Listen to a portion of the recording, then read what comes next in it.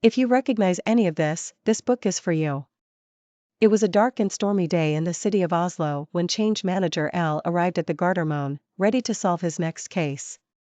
He hopped on the Flytoget Airport Express, his trench coat billowing behind him as he navigated the crowded streets. As he made his way to Aker Brygge, he couldn't shake the feeling that something sinister was afoot. But he had a job to do, a workshop to run with a group of international suspects. Despite the pressure, Al remained cool and collected as he led the workshop, gathering valuable clues and information. But he knew he had little time to analyze the evidence before his next case, a meeting with the C-suite executives. As he coached them on navigating the dangerous world of change, Al was confronted with tough questions and challenges. But he didn't let them faze him, noting down the ones he couldn't answer on the spot before rushing off to his next meeting. This time it was to solve the case of the misaligned change management messages.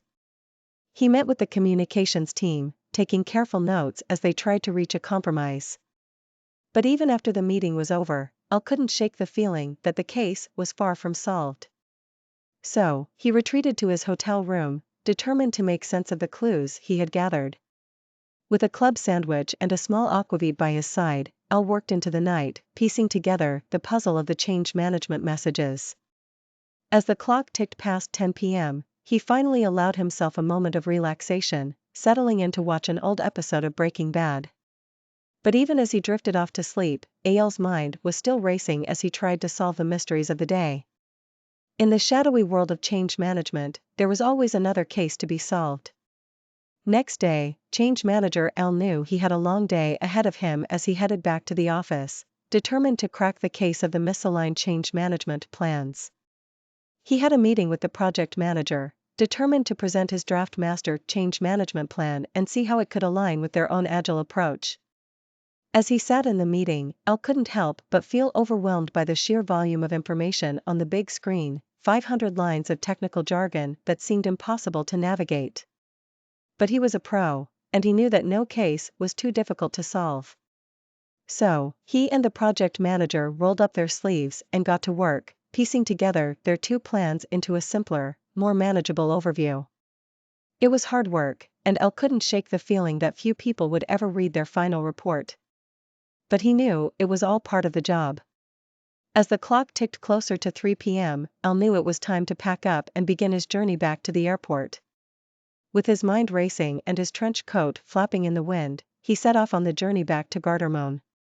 As Al arrived at Gardermoen, he couldn't help but feel a sense of exhaustion wash over him. He had been working non-stop on this case and knew it was finally time for a well-deserved rest. He treated himself to a small aquavit and boarded the flight, letting himself drift off into a deep sleep as the plane soared through the skies. When he arrived back in Scotland, he went through customs in record time, thanks to his habit of never checking luggage. Despite the late hour, Al couldn't shake the feeling that he was still buzzing from his travels.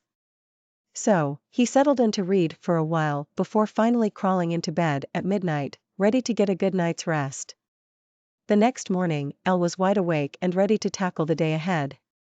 He spent the morning preparing for his calls with clients, not starting on his original work until the afternoon. As the day stretched on, Al remained focused and dedicated, determined to put all of his clues together into a convinc.